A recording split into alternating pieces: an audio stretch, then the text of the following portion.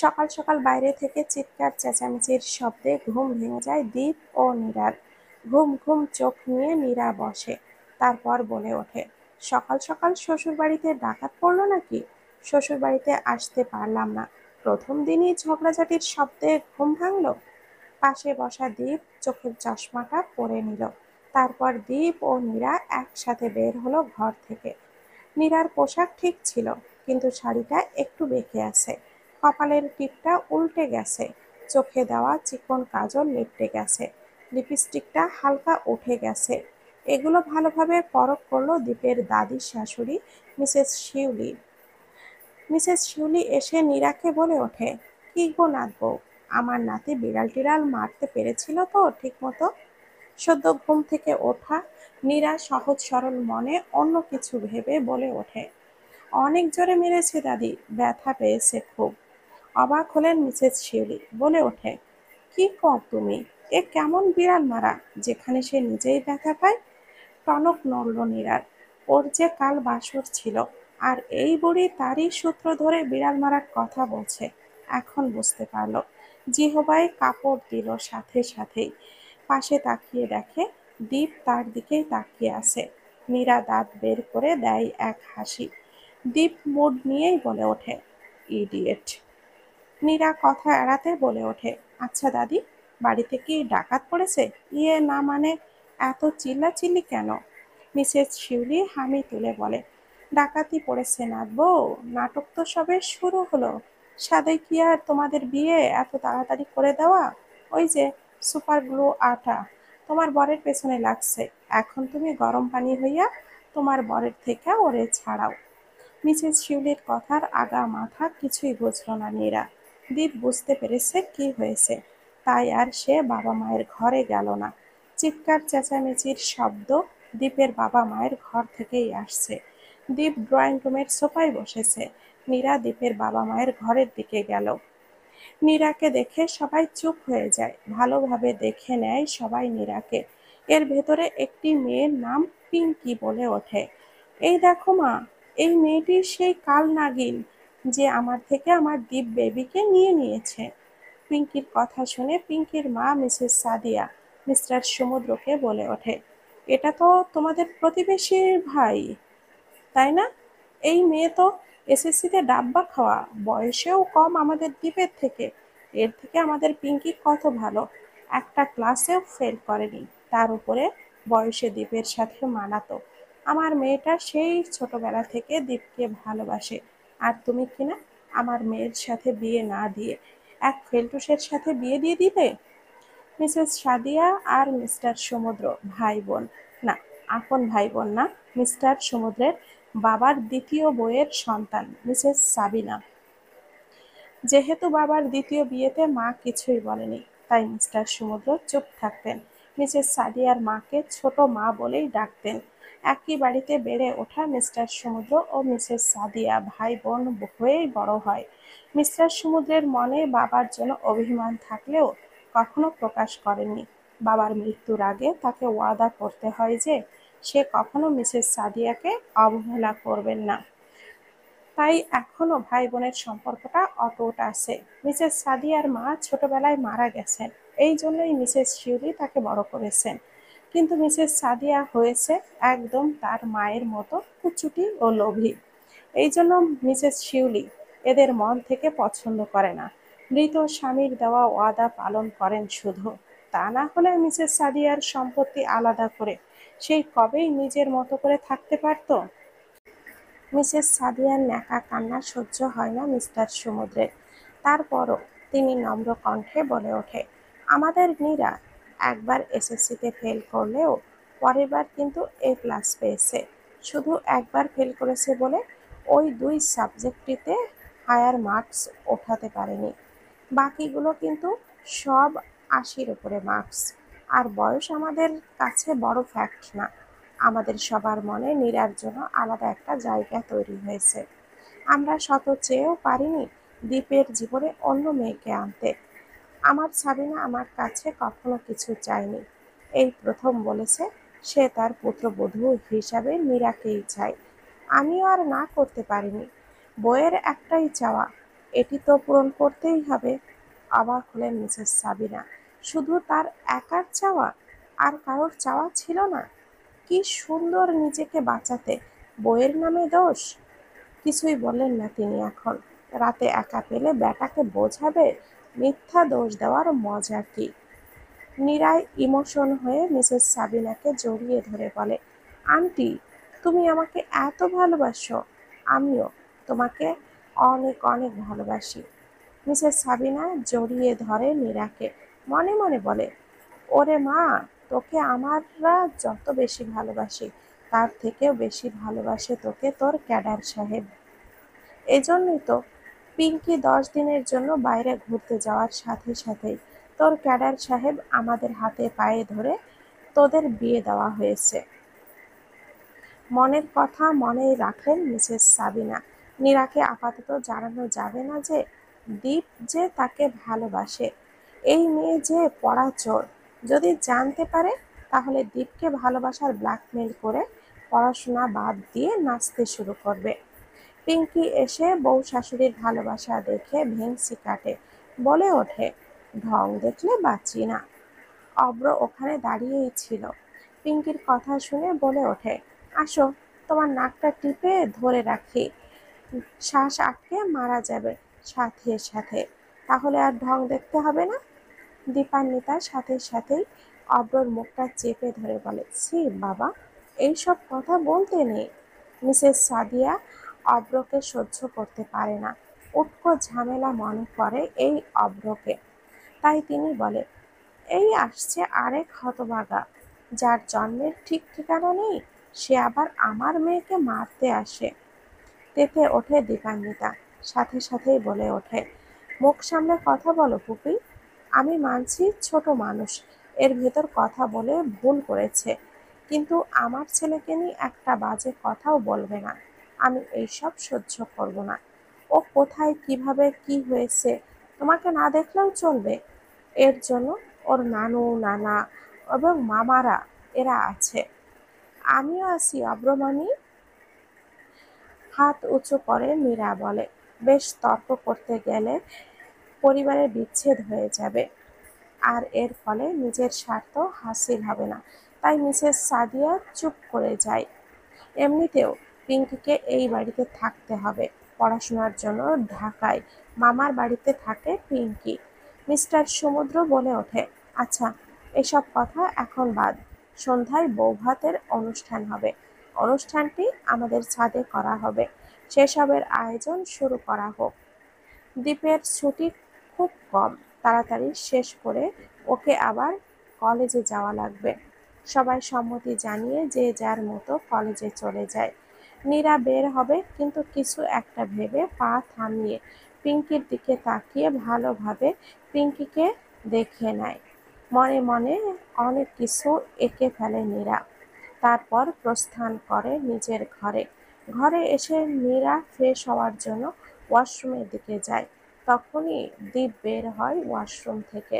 দীপের গায়ে একটি টাওয়াল থাকে শুধু।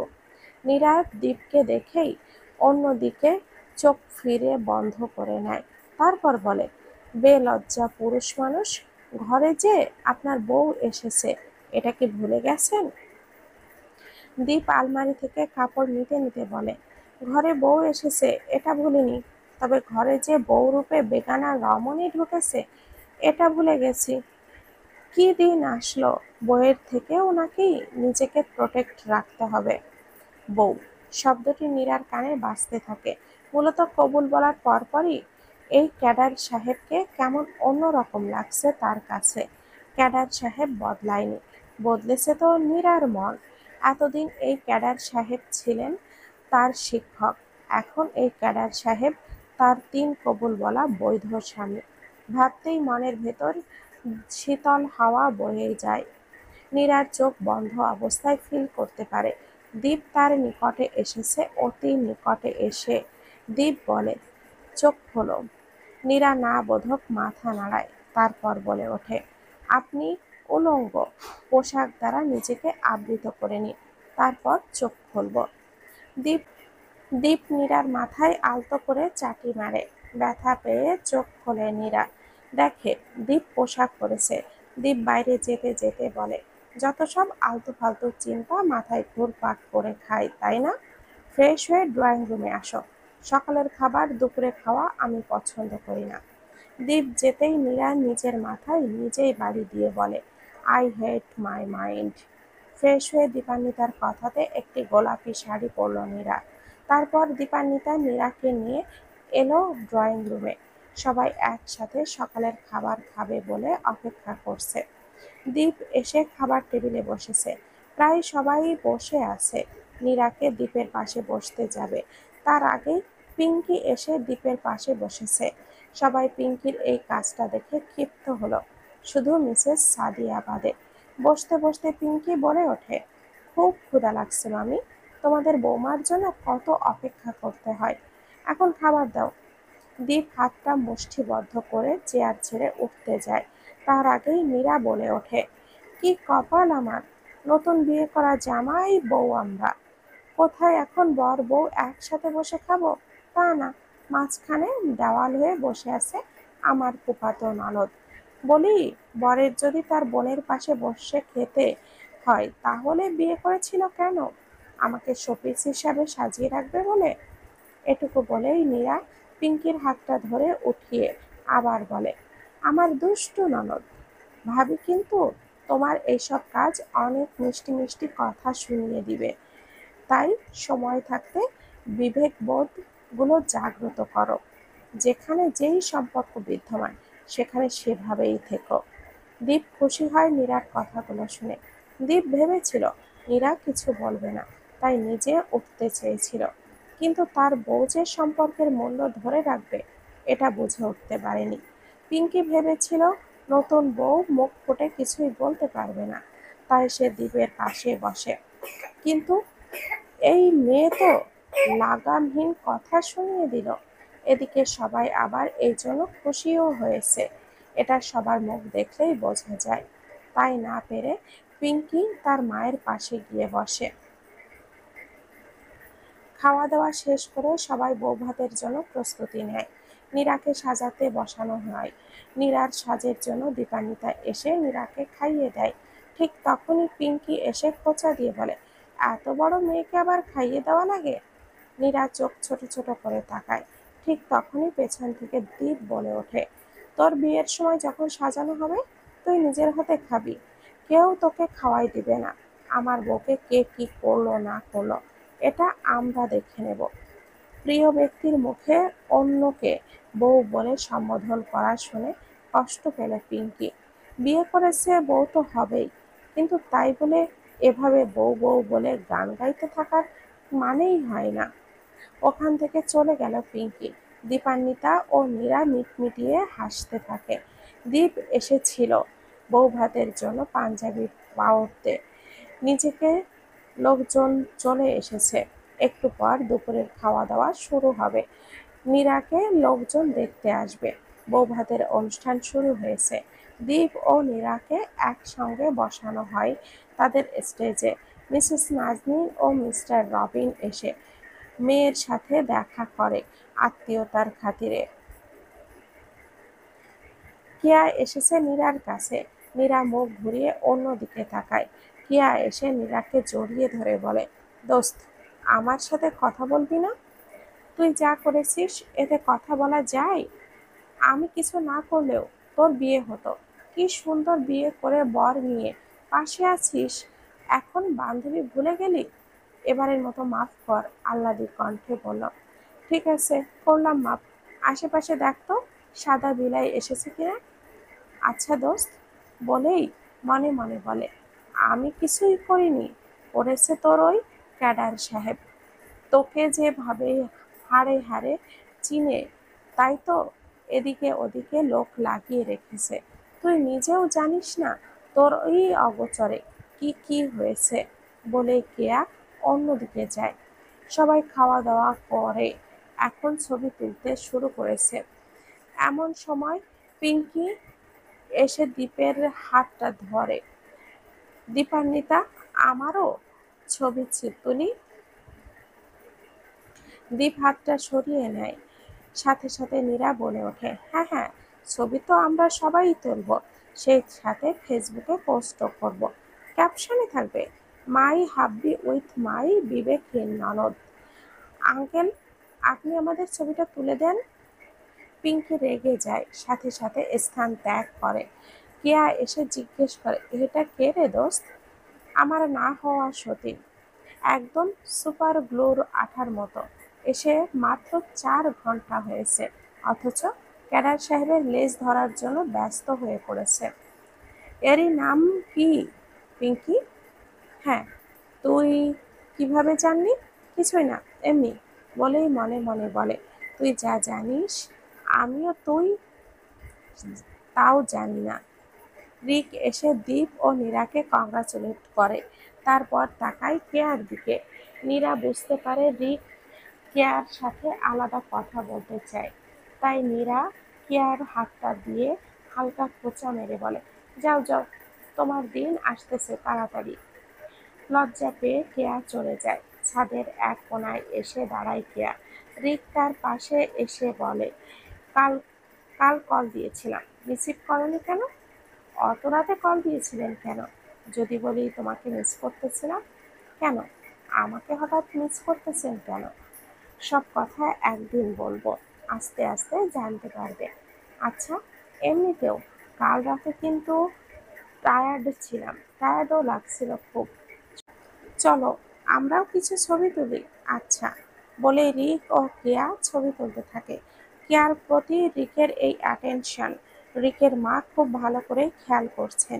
ছেলের তার বিয়ের বয়স হতে যাচ্ছে, 25-এ পা দিয়েছে। এখন এমনিতেও বিয়ের জন্য মেয়ে খুঁজছেন।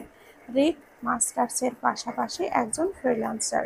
মাস্টার্স শেষ হলে বাবার ব্যবসা সেই দেখবে, তাই ছেলের বিয়ে নিয়ে খুব বেশি টেনশন নেই।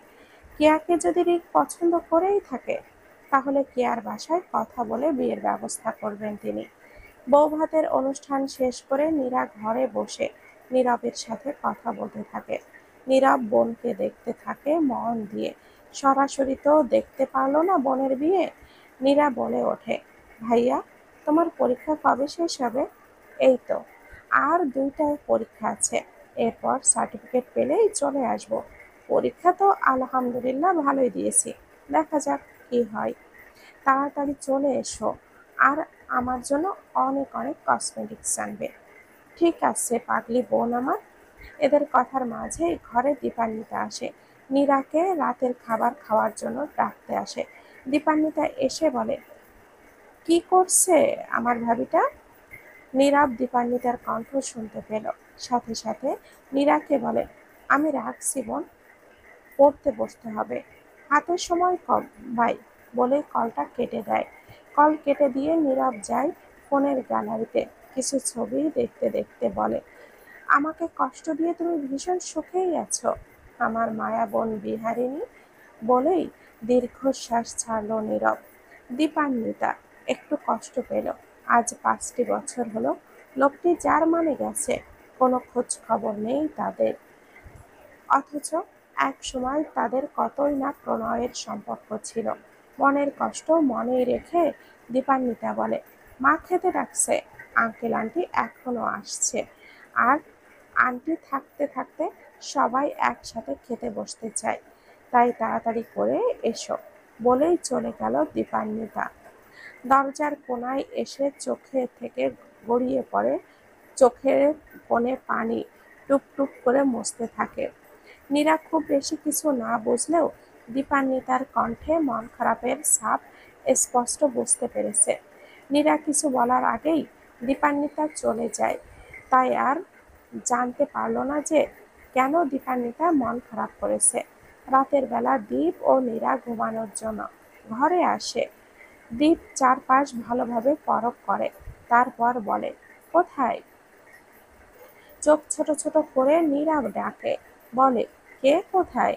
আমাদের বিয়ের আগে পয়দা করা বাচ্চা, ওকে আব্বু আম্মু নিয়ে গেছে। কাল তো ফিরুনিতে যাব, তাই আজ রাতে ওকে দিয়ে দিয়েছি। আর 4 দিন পর তোমার টেস্ট পরীক্ষা, মাথায় আছে তো?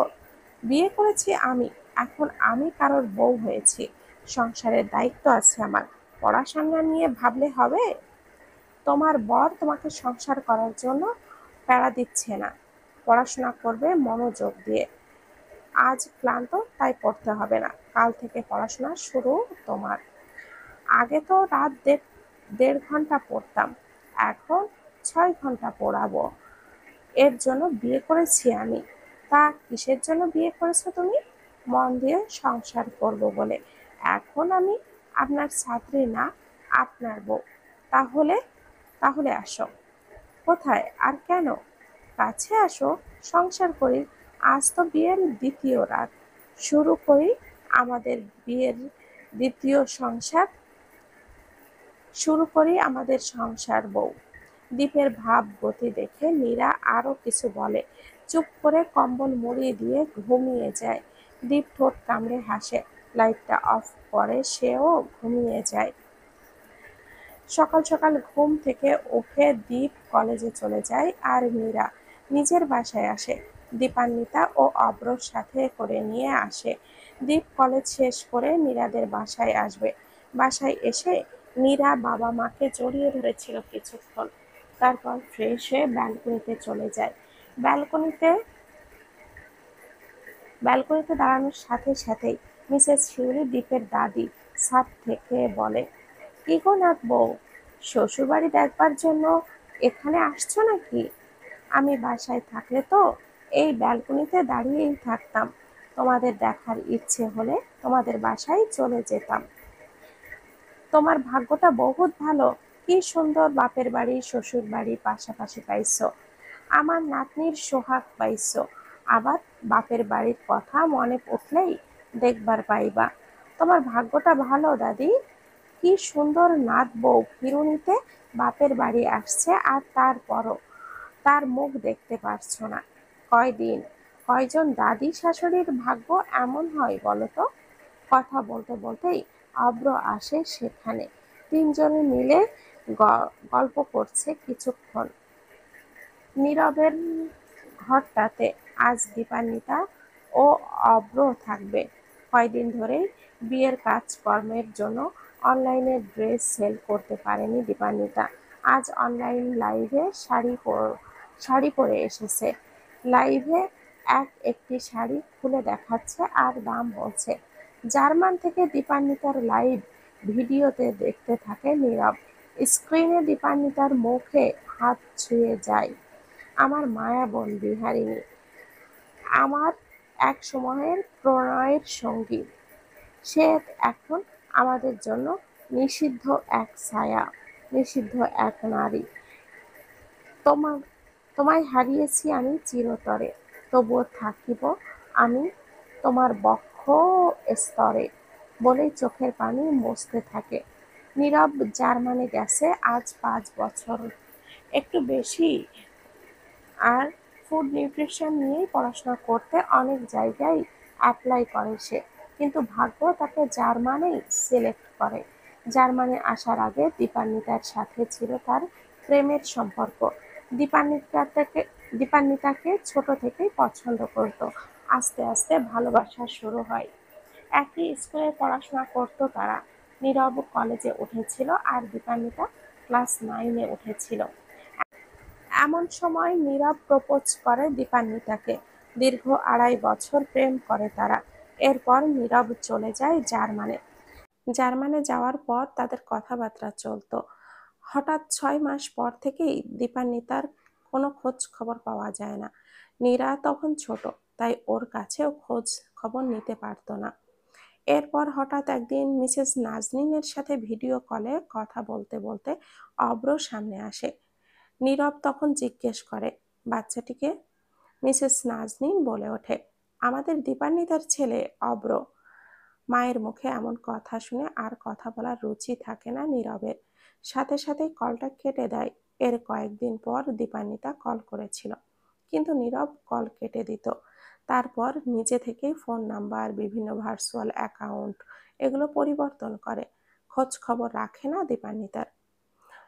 কলেজে শেষ করে কেয়া এসেছে মীরার সাথে আড্ডা দিতে। কলেজের বিভিন্ন ইনফরমেশন সবগুলো মনোযোগ দিয়ে কালেক্ট করছে কেয়া। দীপ যে তাকে ওয়ার্নিং দিয়েছে তাতে এগুলো করতেই হতো। ইনফরমেশনগুলো নীরাকে দিয়ে বলে, ভালোভাবে পড়াশোনা করবি, আর ফাঁকিবাজি করা যাবে না। একজন প্রফেসরের বউ তুই, এটা মাথায় রাখবি। নীরা কেয়ার কপালে হাত রেখে বলে, তুই কি সুস্থ আছিস দোস্ত, নাকি সাদা বিলাই তোকে প্রেমের মন্ত্র না দিয়ে বিদ্যার মন্ত্র দিয়েছে, যেটা আমাকে ক্যাডার সাহেব দিতে থাকে? কেয়া মনে মনে বলে, তোর ক্যাডার সাহেবের চক্করে পড়াশোনা থেকে কোনো কিছু করার উপায় আছে? আজ যে ওয়ার্নিং দিয়েছে আমাকে, জীবনেও ভুলবো না। কলেজে নীরা কলেজে যায়নি, তাই কেয়া ও রিক একসাথে বাইকে করে কলেজে যায়। রাস্তার রোড ক্রসিং এর সময় দীপ ও রিকের বাইক পাশাপাশি থাকে। দীপ দেখে ফেলে রিক ও কেয়াকে, তারপর দীপের কক্ষে কেয়াকে ডাক দেয়। কেয়াকে দীপের কক্ষে আসলে দীপ বলে, পরীক্ষা 3 দিন পর তুমি নিজে পড়াশোনায় মনোযোগী না হয়ে সাথে ওই গাধীটাও? কোনো প্রকার পড়াশোনায় অমনোযোগী আমি সহ্য করব না। আজ থেকে ক্লাসে মনোযোগ দিয়ে পড়াশোনা আদায় করবে, আর এই 3 দিনে যা যা শিখবে ইনফরমেশন নীরাকে দিবে। তোমাদের ক্লাসের যে টপ স্টুডেন্ট, ওর থেকে এই 1 সপ্তাহের ইনফরমেশন কালেক্ট করবে। দুজনে পড়াশোনা ঠিক মতো করবে আজ থেকে। নীরাকে আমি পড়াবো, আর তোমার খোঁজ তোমার বাবা মায়ের থেকে নিব। পড়াশোনায় তুমিও কম ফাঁকিবাজ না। আজ থেকে মনোযোগী না হলে তোমার জন্য ইশতিয়াক স্যারকে ঠিক করব। খুব ভালোভাবেই জানো স্যার কেমন। শুকনো ঢোক গিলে কিয়া বলে, দরকার নেই স্যার, আমি মনোযোগ দিয়েই পড়বো, আর নীরাকেও ইনফরমেশনগুলো দিব। Good girl. আর শোনো, আমি যে ইনফরমেশন দেওয়াই, এটা মানে নীরাকে বলার দরকার নেই। ঠিক আছে, কিন্তু চন্দ্র পাখি বলতে যে থামলেন কেন স্যার? একটু দুষ্টুমি করেই বলে কেয়া। দীপ চোখ রাঙিয়ে বলে, ক্লাসে যাও, মনোযোগ দিয়ে পড়াশোনা করো। কেয়া ভয়ে চলে যায়। দীপ বিড়বিড় করে বলে, ছাত্রী যখন বউ আর শালি হয়, কত কিছুই না সহ্য করতে হয়।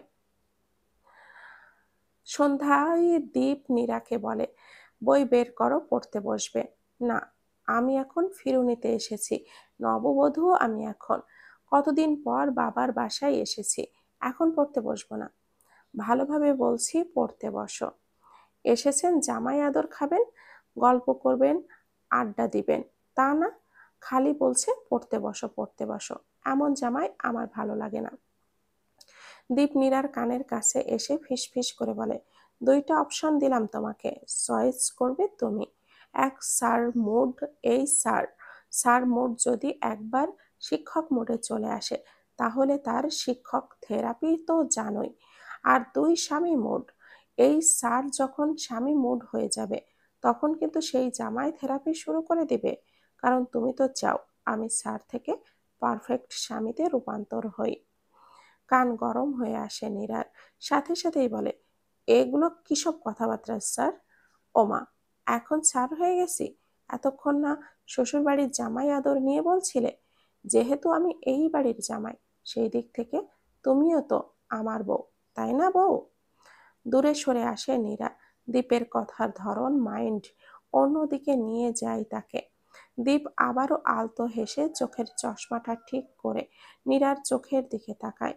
নীরাও তাকায় চশমাওয়ালা ওই চোখের দিকে।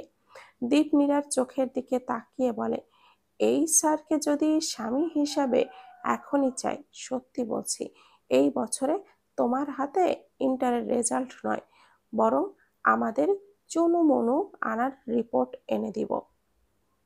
নীরা প্রতিটি কোনো উত্তর না করে শুকনো ঢোক গেলে দীপ আবারও বলে, কিসের মিষ্টি খাওয়াতে চাও সবাইকে? আমাকে ভালো স্যার হওয়ার রেজাল্ট, নাকি ভালো স্বামী হওয়ার রেজাল্টের? পড়তে বসবো আমি, আর কোনো ফাঁকিবাজি করব না। কি কি পড়তে হবে বলেন, আমি লক্ষ্মী মেয়ের মতো পড়তে বসতেছি। নীরা বই পড়তেছে আর আর চোখে দীপকে দেখছে। দীপ তার মতো বইয়ের পাতা দাগিয়ে যাচ্ছে। হঠাৎ করে নীরার চোখ আটকে যায় দীপের চোখের দিকে। চার কোনা আকারের চশমার ভেতরে দীপের চোখ যেন আকর্ষণীয় লাগছে তার কাছে। দীপের খোঁচা খোঁচা দাড়ির মাঝে ছোট্ট একটি তিল দেখা যাচ্ছে, যেটা নীরা আজ খুব ভালোভাবে পরখ করছে। নীরার অজান্তেই নীরা তাকিয়েছিল দীপের দিকে। হঠাৎই নীরার পড়া বন্ধ হয়ে যাওয়ায় দীপও তাকায় নীরার দিকে। দীপ বুঝতে পারে নীরার চাহনির মানে। মোহিত হয়ে যাচ্ছে নীরা। হবে নাই বা কেন? তারা তো স্বামী স্ত্রী, তাদের হক আছে এইভাবে একে অপরের প্রতি মোহিত হওয়ার। কিন্তু কাল কিন্তু কাল নীরার পরীক্ষা। ওকে এখন একটু মনোযোগ দিয়ে পড়াশোনা করতে হবে। দীপ চায় না নীরা তার ওপর নির্ভর করে চলুক। দীপ চায় নীরা একজন সফল নারী হোক। সে তার বউকে, তার চন্দ্র পাখিকে একজন ভালো আদর্শ সফল নারী বানাতে চায়। ভালোবাসার মানুষ একজন সফল মানুষ হবে, এই অনুভূতিটি ভিন্ন।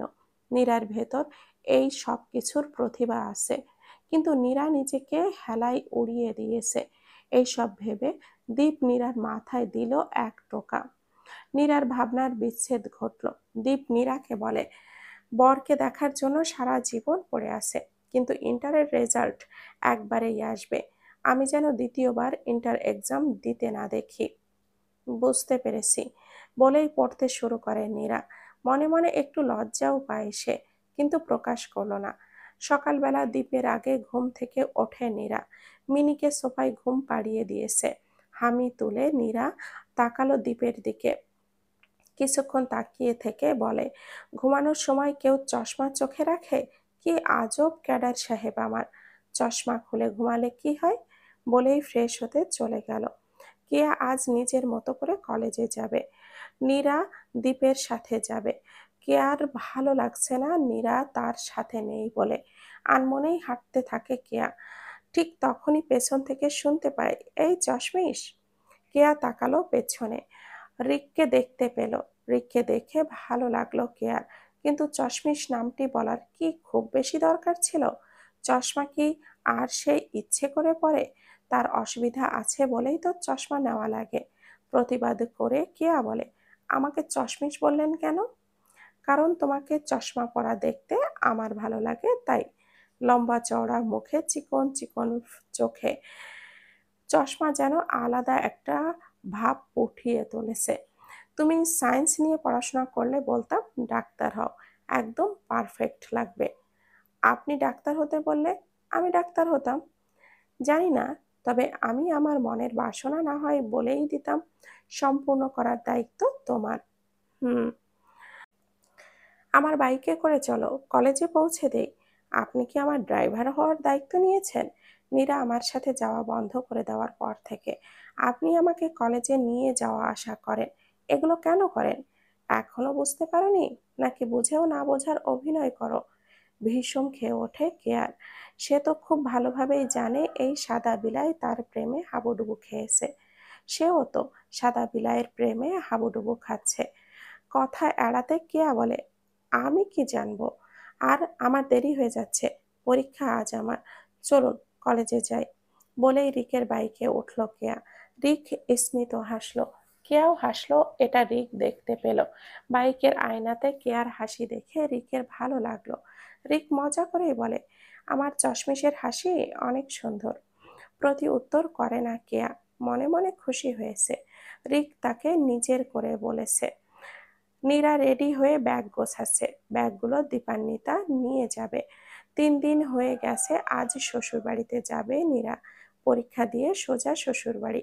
কিন্তু নীরার মনে খারাপ লাগার আভাস নেই। সে খুব ফুরফুরেই আছে। খারাপ আর লাগবে কিভাবে? শ্বশুরবাড়ি আর বাবার বাড়ি তো পাশাপাশি। ব্যালকনিতে দাঁড়ালেই তার ঘর দেখা যায়। আবার দীপান্বিতার ঘরের দিকে গেলে নীরবের ব্যালকনি। মা বাবাকে সারাদিন দেখতে পাবে। দীপ বারবার নীরাকে বলেছে পরীক্ষা মনোযোগ দিয়ে দেবে, যেটা পারবে না ওটা বাদ দিয়ে অন্যগুলো লিখবে। যেহেতু টেস্ট পরীক্ষা, আপাতত পাস মার্ক হলেই হবে। যেগুলো পড়েছি মাথায় ভালোভাবে রাখবে। নীরা এবার বিরক্ত দীপের দিকে তাকিয়ে কোমরে হাত দিয়ে বলে, এখন আমরা বের হব। আপনি কি আমাকে এখনো এসব ভাষণ দিবেন? দেশে মনে হয় আমি সেই মেয়ে যে কিনা স্যারকে বিয়ে করে বইয়ের বিদ্যা নিয়ে ঘুরছি। কোথায় বিয়ে করলাম নতুন নতুন, আরো বরের সাথে ঘুরবো ফিরবো, তা না। পরীক্ষা, এই করো সেই করো। দীপ নীরার কাছে আসলো, তারপর বলে, এই স্যারকে স্বামী রূপে তুমি নিজেই গ্রহণ করতে পারবে না? যেখানে কাজটি তোমার দ্বারা সম্ভব না, সেখানে কেন বারবার এইসব কথা বলো? আমি তোমার উপরে কোনো প্রেশার ক্রিয়েট করতে চাই না। তুমি যেই দিন মন থেকে চাইবে, সেই দিনই এই স্বামী স্ত্রীর সম্পর্কটা পূর্ণ হবে। কিন্তু এখন আপাতত পড়াশোনায় মন দিয়ে করো। তোমাকে একজন আদর্শ সন্তান, আদর্শ বউ, আদর্শ বৌমা এবং ভবিষ্যতে আদর্শ মা হতে হবে। আদর্শ মা, কথাটা শুনেই যেন নীরার মন অন্যরকম হয়ে গেল। লজ্জায় আর কিছু বলল না। দীপ তাড়াহুড়ো করে থাকতে লাগলো। অবশেষে সবাইকে বিদায় দিয়ে কলেজে চলে গেল নীরা ও দীপ। দীপ আজ তাদের নিজস্ব গাড়ি নিয়েছে। আপাতত নীরা ও দীপের ব্যাপারে কলেজের কেউই জানে না। দীপ জানায়নি, কারণ নীরার পরীক্ষার ভেতর ওর ফ্রেন্ডরা ওকে নিয়ে প্রশ্নের পাহাড় তুলবে। অনেকে বলবে বর এই কলেজের স্যার আর বউ ছাত্রী, নীরার রেজাল্ট তো এমনিই ভালো হবে, এতে করে নীরার উপরে প্রভাব পড়বে। দীপ চায় না নীরা আপাতত এইসব ফেস করুক, অন্তত ইন্টার পরীক্ষা শেষ করে তারপর সবাই জানুক। এই জন্য গাড়ি করে যে গেটের পাশে দিয়ে নীরাকে নামিয়ে সেও ভেতরে চলে যায়। এতে করে কেউ তাদেরকে একসাথে দেখবে না। পরীক্ষা শুরু হয়েছে। ছাত্রছাত্রী সবাই সবার সিটে বসেছে। পরীক্ষা শুরু হওয়ার ঠিক 5 মিনিট আগে নীরা এসেছে। এসেই কেয়াকে জড়িয়ে ধরে। নীরা ও কেয়ার সিট সামনে পেছনে। স্যার এসেছে, সাথে সাথে সবাই চুপ, পরীক্ষায় মনোযোগী হতে থাকে। 1.5 ঘন্টা পরীক্ষা দেওয়ার পর নীরা দেখে সে অনেক কিছুই লিখেছে। গুনতে থাকে কত মার্কস হতে পারে। প্রায় 40 মার্ক, মানে 5 মার্কের ওপরে আছে। টেস্ট পরীক্ষায় 5 মার্ক হলেই হবে। ক্যাডার সাহেব তো এটাই বলেছিল। তাহলে আর কি, খাতা জমা দিয়ে দিলেই হয়। নীরার পেছনে কেয়া বসেছে। নীরা কেয়ার বেঞ্চে হেলান দিয়ে বলে, দোস্ত, কত মার্কের উত্তর দিয়েছিস? 5 মার্কস উঠে গেছে দোস্ত। তুই কত মার্কসের উত্তর দিয়েছিস? আনুমানিক 50 হবে, কিন্তু কিছু মনে কর, তুই এই মার্ক কাটলে 40। বলছি, এটা তো টেস্ট এক্সাম। আমার ক্যাডার সাহেব বলেছে 5 মার্কস উঠলেই হবে। চল, খাতা দিয়ে ফুচকা খেতে যাই। আচ্ছা দোস্ত, চল, এমনিতেও ভালো লাগছে না লিখতে। বলেই দুজনে খাতা জমা দিয়ে বের হয়ে যায়। বাইরে এসে নীরা ও কেয়া আরামসে ফুচকা এনজয় করছে। তারপর দুজনে মিলে লেকের পাড়ে এসে বসে। দুজনে মন খুলে গল্প করতে শুরু করে। গল্প করতে করতে অনেক সময় হয়ে যায়। দীপের ডিউটি অন্য ডিপার্টমেন্টে ছিল। ডিউটি শেষ করে সে নীরাকে খুঁজতে লাগলো, কোথাও পেল না। অবশেষে নীরাকে কল দিল। নীরা কলটা রিসিভ করে বলে, জি বলুন, কোথায় তুমি? আমি আর কেয়া লেকের পাড়ে এসেছি। কখন গেছো তোমরা? এই তো ঘন্টা দুয়েক হবে। পরীক্ষা কখন দিয়েছো? পরীক্ষা দিয়ে পাশ মার্ক উঠিয়ে তারপরই তো এসেছি। আপনি না বললেন 5 মার্ক ওঠালেই হবে? দীপের মাথায় হাত। এই মেয়েকে সারা দিন রাত পড়িয়েছে সকালে একটু টেনশন মুক্ত করার জন্য, আর ওই কথাগুলো বলেছিল। আর এদিকে সে কিনা 5 মার্ক এসেছে বলে নাচতে নাচতে ঘুরতে গেছে। সাথে সাথে দীপ বলে ওঠে, আমি কি বলেছিলাম? 5 মার্ক উঠিয়ে বাইরে চলে যাবা। আচ্ছা থাকো ওখানেই, আমি আসছি। আচ্ছা। কল কেটে দিলে কিয়া নীরাকে জিজ্ঞেস করে, কি হয়েছে? উনি আসছে আমাকে নিতে। এই, উনিটাকে? ঢং! তুই মনে হয় জানিস না, আমার ক্যাডার সাহেব, তোদের আদনান কবির দীপ স্যার। তাহলে আর কি, আমি চলে যাই বাসায়। তোর সাদা বিলাইকে কল দে, আসুক, তোরা গল্প কর। আইডিয়া মন্দ নয়, কিন্তু আমার লজ্জা করছে। আর লজ্জা পেতে হবে না। ভালো যখন দুজন দুজনকে বেসেছিস, দেরি না করে বলে ফেল, ভালো হবে। বলতে বলতে দীপ গাড়ি নিয়ে হাজির। নীরা দীপের গাড়ির দিকে তাকালো, তারপর কেয়ার হাত থেকে কেয়ার ফোনটা নিয়ে রিককে একটা এসএমএস দিল, আমি লেকের পাড়ে আছি। আপনি যদি চান একসাথে আজকে আমরা একটা কফি ডেট করতে পারি। আমি 10 মিনিট অপেক্ষা করলাম, আপনি না আসলে চলে যাব। লিখেই ফোনটি কেয়ার হাতে দিলে কেয়া এসএমএসটি দেখে অবাক হলো। বলে, এটা কি লিখেছিস? এখন উনি কি ভাববে বলতো? আমি কি করব এখন? মীরা ভেংসি কেটে দিয়ে বলে, তোর সাদা বিলাই কিচ্ছু ভাববে না, উল্টো খুশি হয়ে চলে আসবে। 10 মিনিট সময় দিয়েছি, দেখ কি করে। এর ভেতরে দীপ এসে কাকে যেন 10 মিনিটের ভেতরে আসতে বলছে। আসলেই দেখতে পাবে এক সাদা বিলাই, বলেই হেসে দেয় নীরা। কেয়া সাথে সাথে দীপকে বলে, আসসালামু আলাইকুম স্যার।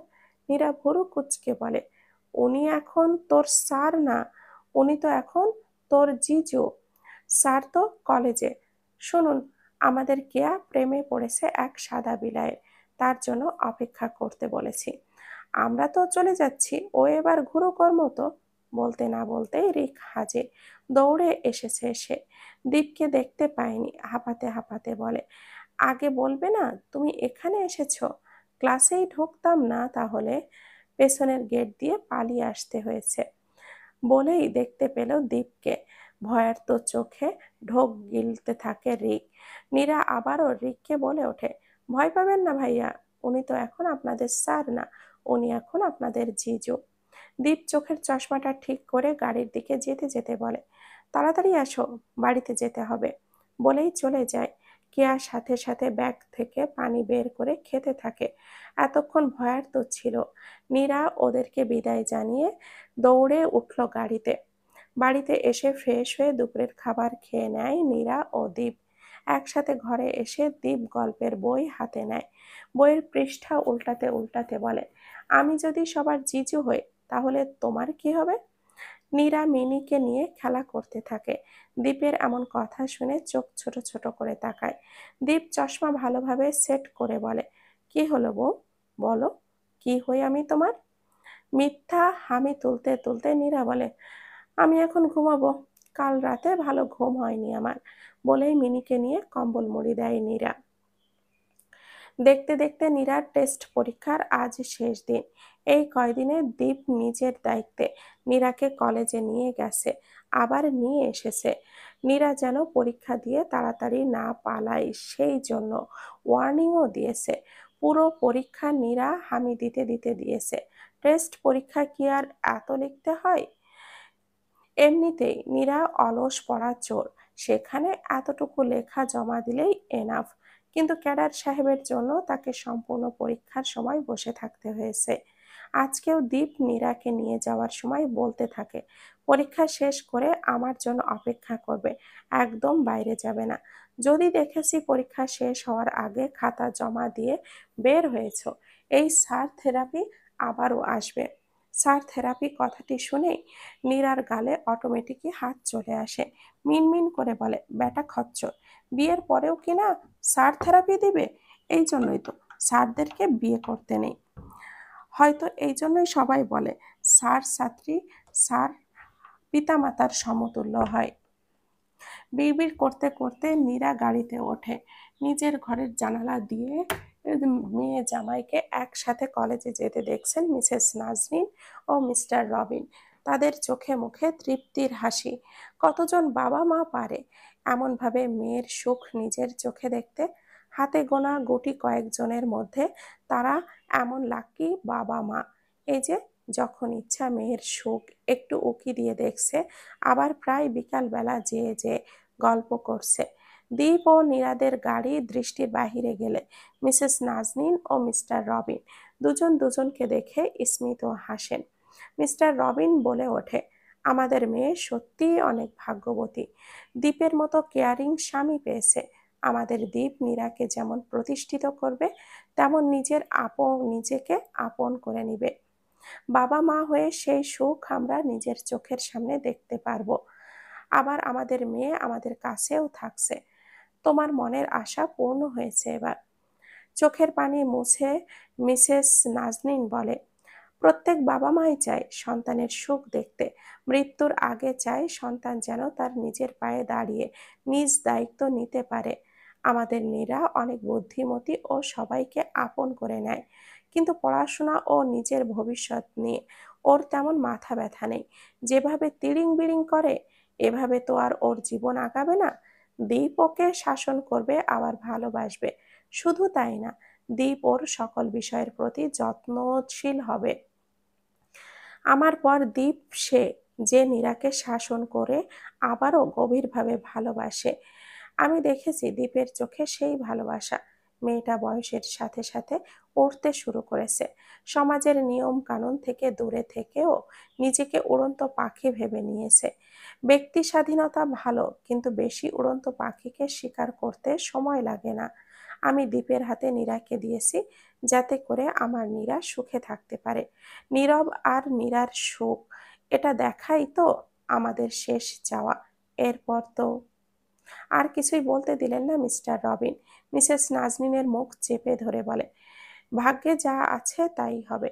হুটহাট মৃত্যুর নাম উঠিয়ে সুখের মুহূর্তগুলোকে দুঃখে পরিণত করবে। মিসেস নাজনীন সাথে সাথেই মিস্টার রবিনের বক্ষে মুখ গুজে আলিঙ্গন করে নিলেন।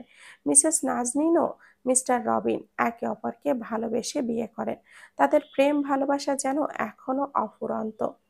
পরীক্ষা শেষ করে নীরা ও দীপ গেটের বাইরে থেকে গাড়িতে ওঠে, উদ্দেশ্য বাড়িতে আসবে। দীপ ড্রাইভ করতে থাকে আর নীরা জানালা দিয়ে বাইরে তাকিয়ে আছে। হঠাৎ নীরা খেয়াল করলো গাড়িটি তাদের বাড়ির রাস্তায় না গিয়ে উল্টো রাস্তা দিয়ে যাচ্ছে। নীরা সাথে সাথে বলে ওঠে, আমরা আজ কোথায় যাচ্ছি? গেলেই দেখতে পাবে। নীরা আর কোনো উত্তর দেয় না। এর কিছুক্ষণ পর দীপ গাড়ি থামিয়ে দেয়। নীরা বাইরে তাকিয়ে দেখে তারা শপিং মলের সামনে এসেছে। নীরা দীপের দিকে ঘুরে বলে, শপিং মলে কেন? হানিমুন করতে এসেছি। ইন্টারেস্টেড থাকলে চলো, না হলে এখানে বসে থাকো। আজই প্রশ্ন, শপিং মলে কেন? বলেই দীপ বের হয়ে যায়। নীরা বিড়বিড় করে বলে, ঘাড় তেড়া স্যার। শুনে ফেলে দীপ। নীরার দিকে তাকিয়ে বলে, তোমার স্যার প্লাস বর তোমার মতোই তো হবে। নীরা আর কিছু না বলে মুখ ভেংচি দিয়ে দীপের সাথে হাঁটতে শুরু করে। শপিং মলে এসে আগে তারা কসমেটিক্সের দোকানে ঢোকে। তারপর দীপ নীরাকে বলে, তোমার মাসে কি কি লাগবে আমি জানি না। এখানে মহিলা কর্মী আছে, তাই এখানে নিয়ে এসেছি, যাতে করে তোমার প্রয়োজনীয় সামগ্রী নিতে পারো। বিয়ের শর্ত তো দেওয়া হচ্ছিল মাসে মাসে কসমেটিক্স কিনে দেওয়া। আজ 1 তারিখ, নাও শুরু করো।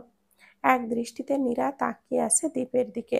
মনে মনে বলে, হ্যাঁ, লটারি পেয়ে গেলাম মনে হয়। না চাইতেই কেনাকাটা করতে পারছি। এরকম বর কপালে জুটলে, হ্যাঁ আমি তো বলবো আমার শত্রুর কপালেও বর হিসেবে সারি জুটুক। বলে দাঁত বের করে হাসে নীরা। তারপর পছন্দ মতো প্রয়োজনীয় জিনিসপত্র কেনাকাটা করে।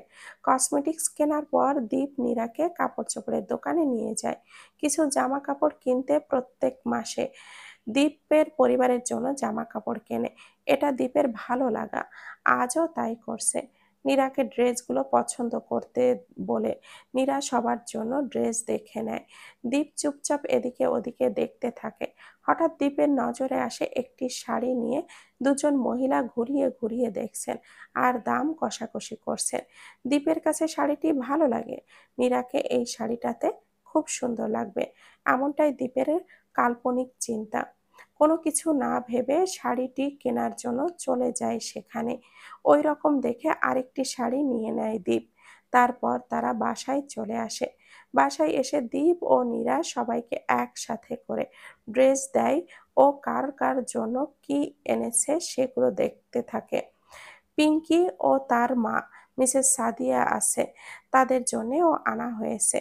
সবার ড্রেস দেখানো হয়ে গেলে নীরার জন্য কেনা শাড়িটি সবাইকে দেখায় দীপ। নীরা প্রথমে বুঝতে না পারলেও যখন দীপের মুখে শোনে এটা আমি তোমাদের বৌমার জন্য কিনেছি, তখন অবাক নয়নে তাকিয়ে থাকে ক্যাডার সাহেবের দিকে। পিঙ্কির হিংসে হয়। সে সাথে সাথেই বলে, কই দেখি। ওয়াও, অনেক সুন্দর শাড়িটি, আমার কাছে খুব ভালো লেগেছে। মিসেস সাদিয়া পিঙ্কিকে সাপোর্ট দিয়ে বলে, তোর ভালো লেগেছে? এক কাজ করি, এই শাড়িটা তাহলে পিঙ্কিকে দিয়ে দে, আর নীরাকে পিঙ্কির জন্য আনা ড্রেসটি দিয়ে দে। দীপকে উদ্দেশ্য করে শেষের কথাটি বলে। পিঙ্কি খুশি মনে শাড়িটি নিতে গেলে নীরা খপ করে নিয়ে নেয় আর বলে, তোমার বর যদি তোমাকে কিছু কিনে দেয়, তুমি না হয় সেইগুলো এক্সচেঞ্জ করে নিও। আমি তোমার মতো এত উদার নই, যেটা আমার ওটা আমার করেই নেই। তুমি তোমার জন্য কেনা ড্রেস নিয়ে, যেটা তোমার ভাইয়া দিয়েছে, ওটা নিয়ে খুশি থাকো। আমি আমার স্বামীর দেওয়া উপহার নিয়ে খুশি হতে চাই। মিসেস সাদিয়া ভেংচি কেটে বলে, আমার মেয়েটা শাড়ি তেমন একটা পরে না, এই প্রথম একটি শখ করে নিতে চাইলো, তাও সহ্য হলো না। মীরা কিছু বলার আগেই দীপ বলে, কি বলতো ফুপু, আমি আবার বউ আর বোনকে আলাদা চোখে দেখি। যেটা বোনের জন্য এনেছি ওটা বোনের, আর যেটা বউয়ের জন্য এনেছি ওটা বউয়ের। শুধু শুধু বউ আর বোনের মধ্যে বোনকে সাপোর্ট করে বউয়ের চোখে কাপুরুষ ট্যাগ নিতে চাই না। বোনের চোখে কাপুরুষ হলেও লোকের সম্মুখে মুখ দেখানো যায়, কিন্তু বউয়ের কাছে কাপুরুষ হলে পুরো জীবন ব্যর্থ। বউ আমার হুট করে বাপের বাড়ি গেলে এই বয়সে শিক্ষক থেকে আমাকে বইয়ের জন্য সন্ন্যাসী হয়ে বসে থাকতে হবে। দীপের এমন কথায় হা হয়ে যায় নীরা, পিঙ্কি ও মিসেস সাদিয়া।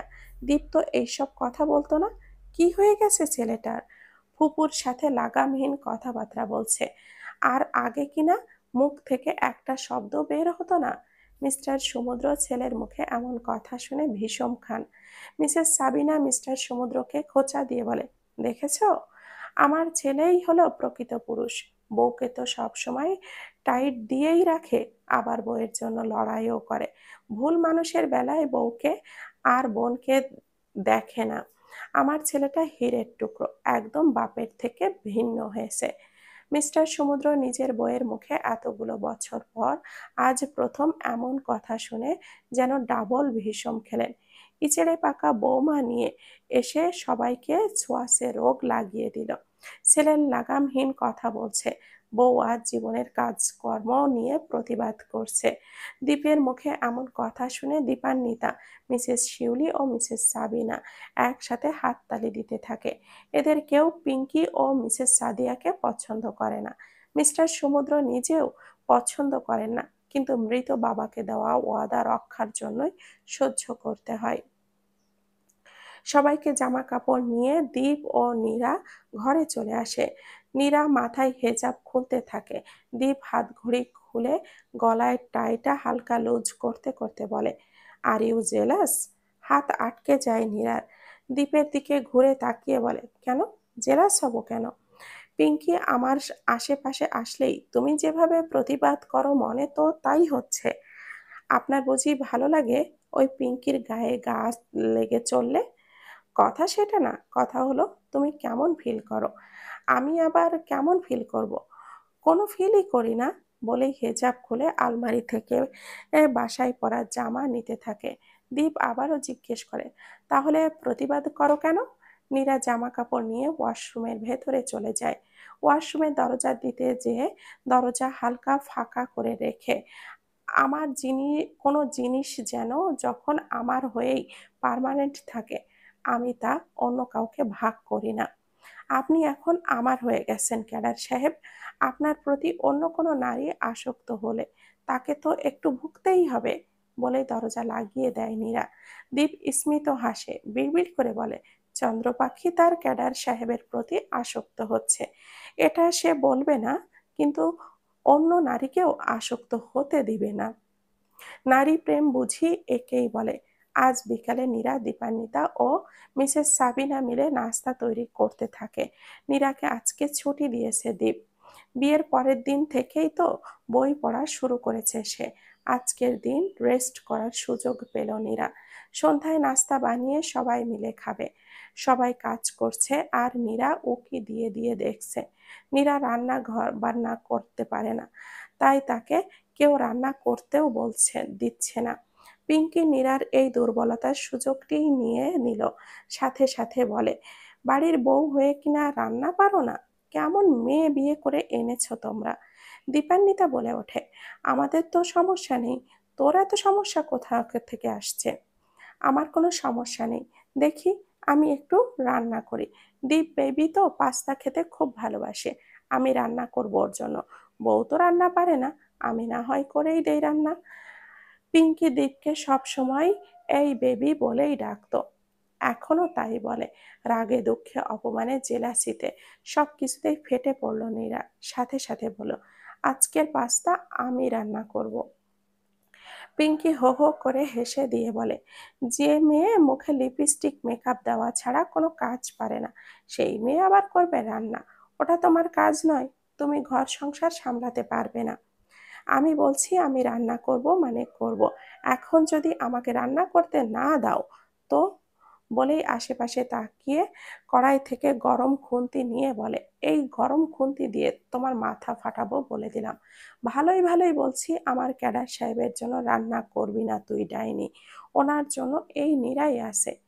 কে আর কি বলবে, নীরার রণচণ্ডী রূপ দেখে সবাই হা হয়ে আছে।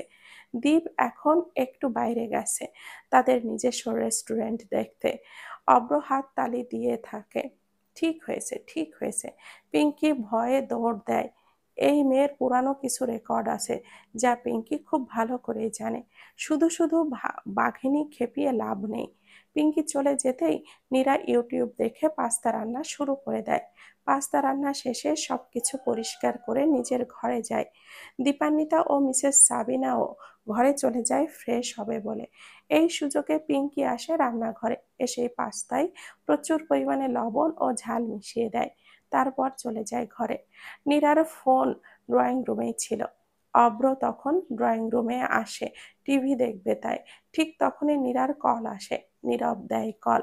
অব্র প্রথম কল আসাতেই রিসিভ করে না, কিন্তু 2-3 বার কল আসাতেই রিসিভ করে বলে হ্যালো। নীরব বুঝতে পারে এটা অব্র। পিচ্ছি কণ্ঠ, আর এখন তো নীরা দ্বীপের বউ। দ্বীপের বাসায় অব্র থাকবে এটাই তো স্বাভাবিক, কিন্তু এতদিন কেন আসছে তাই বুঝতে পারছে না। দীপান্বিতা কি শ্বশুরবাড়িতে যায় না?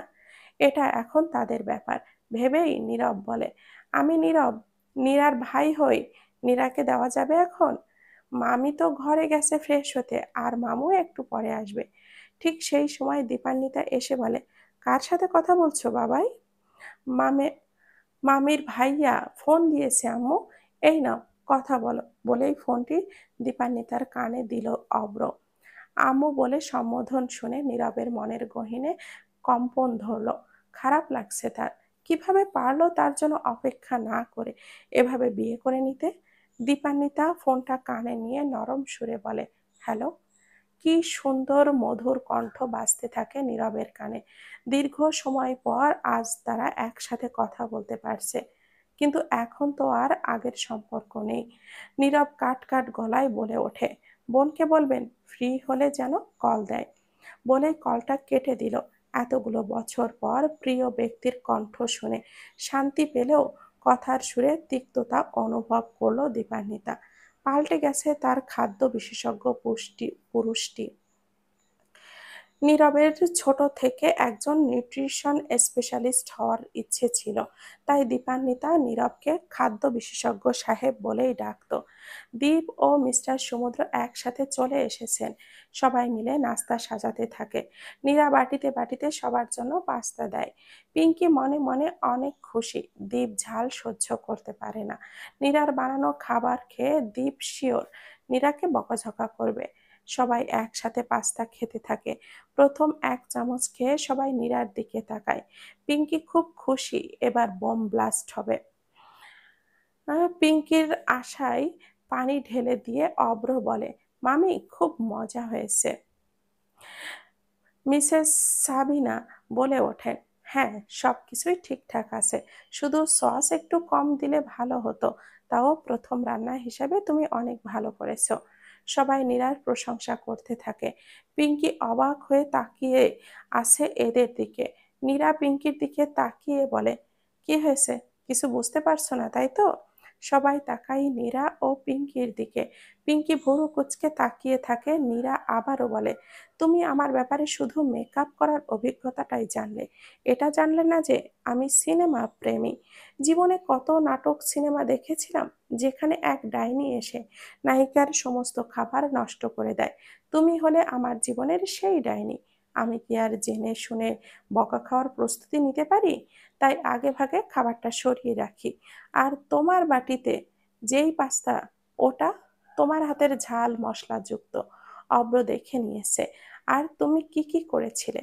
এবার অব্র, এবার ভদ্র মেয়ের মতো করে নিজের হাতের টেস্টি পাস্তা খেয়ে নাও। আমি পাস্তা খাবো না, অন্য খাবার খাবো। তোমার মন চাইলে তুমি খাও।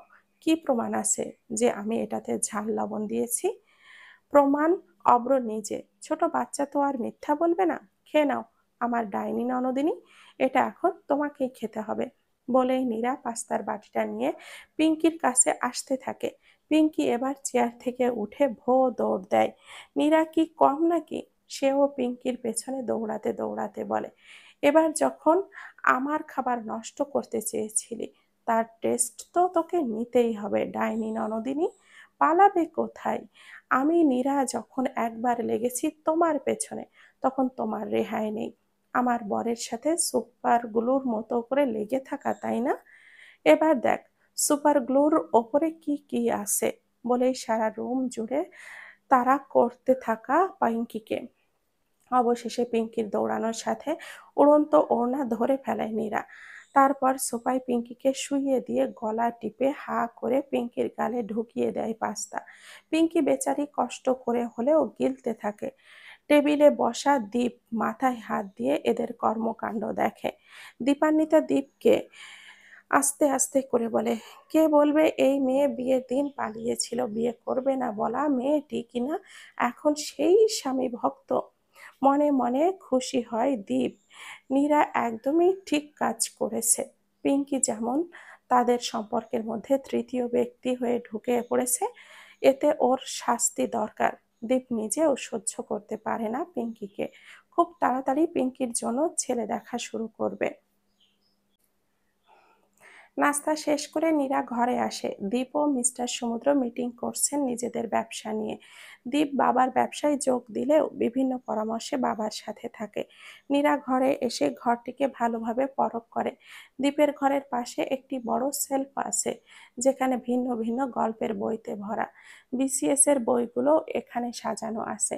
নীরা সেলফের কাছে এসে বইগুলো দেখতে থাকে। নীরা নিজেও টুকটাক গল্প পড়ে। সেলফের ভেতরে ভালোভাবে চোখ বুলিয়ে একটি কালো মোটা ডায়েরি দেখতে পেল দীপ।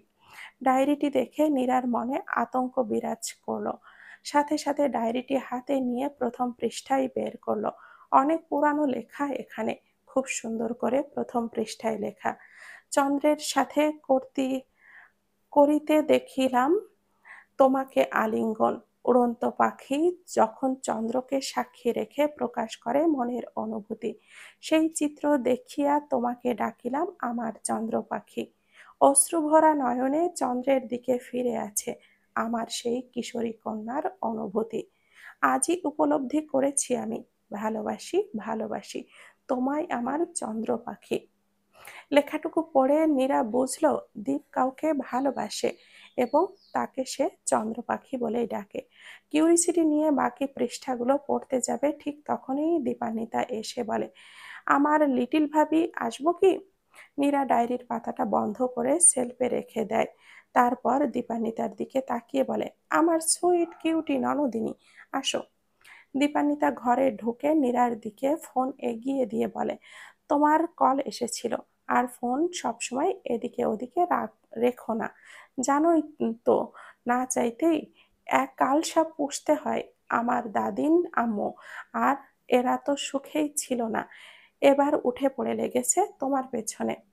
নিজের সেফটি নিজেকেই বুঝতে হবে, দাদা ভাইয়ের কথা রাখতে হবে। বাবা এগুলো সহ্য করে, যতই হোক দাভাই তো বাবার বাবা ছিলেন, তাই না? রক্ত রক্ত ধোকা দিলেও রক্তের টান ফিকে হয় না, আমার বাবা তার প্রমাণ। তাই বলছি যতটুকু পারো নিজের জিনিসগুলোকে যত্নশীল হও। পিঙ্কি এখন কেমন আছে?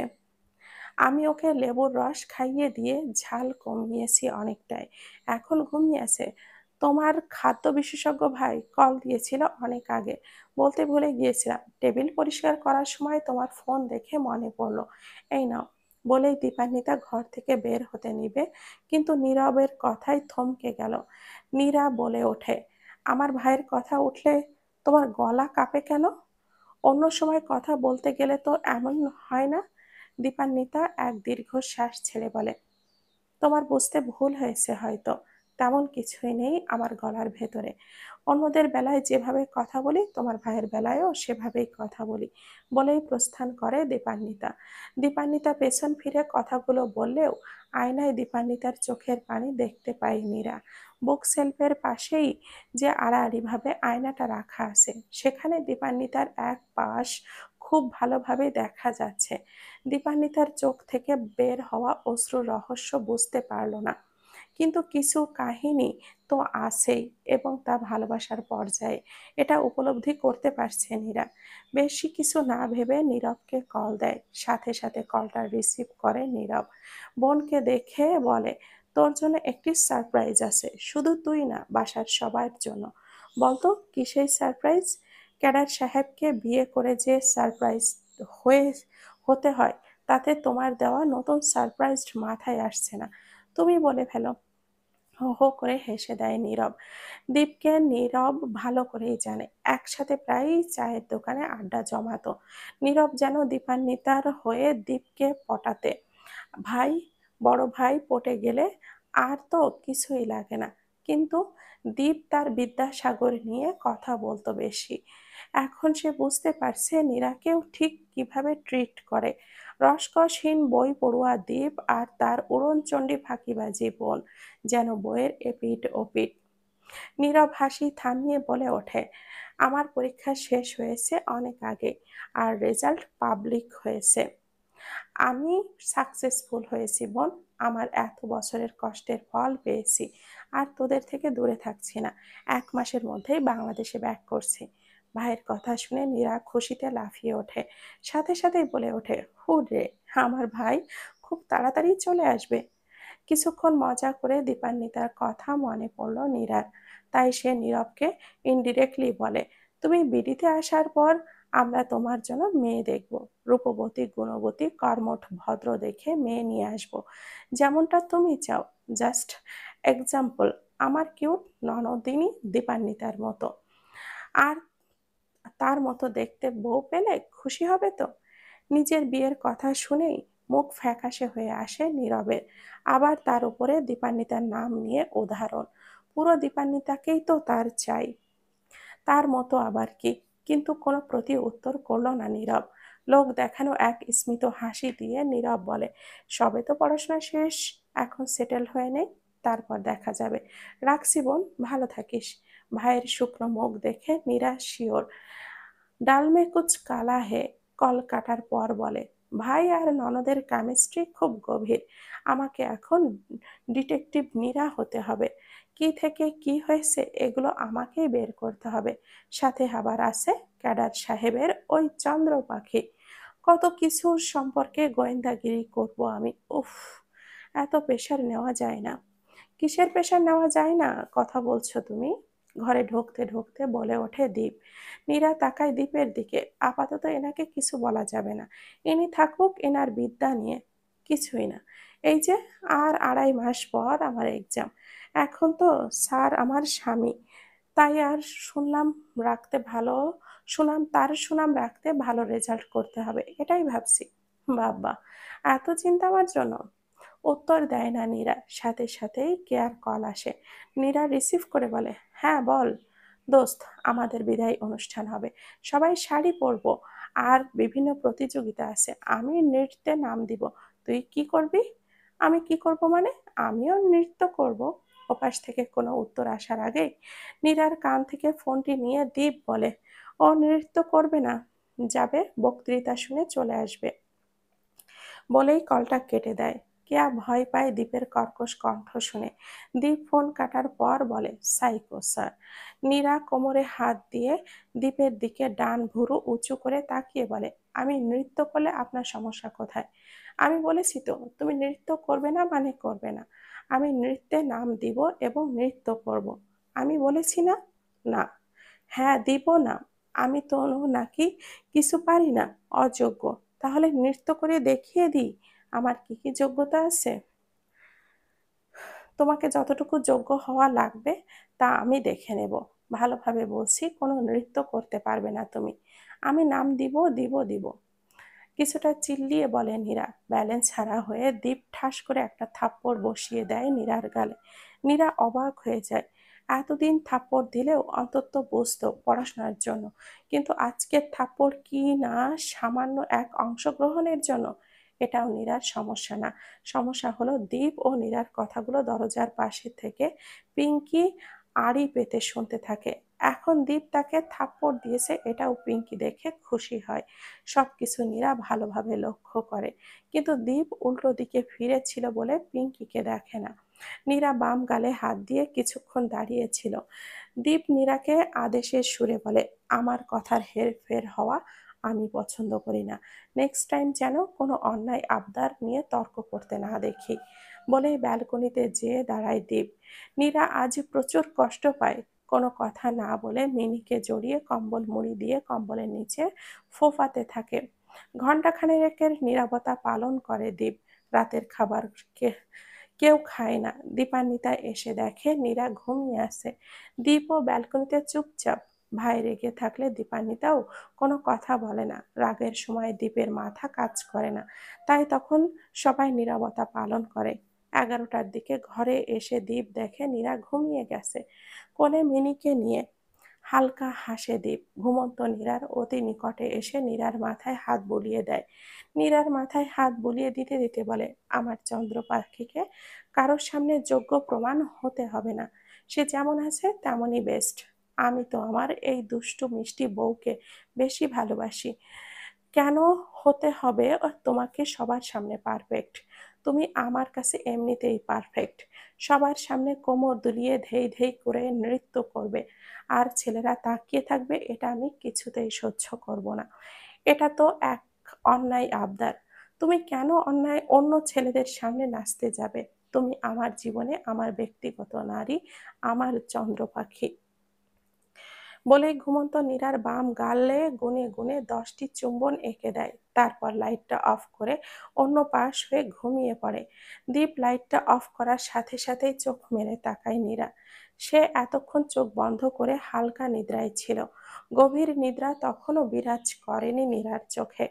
অন্ধকার রুমের বাইরে থেকে আসা চাঁদের আবছা আলো দেখতে থাকে দীপকে।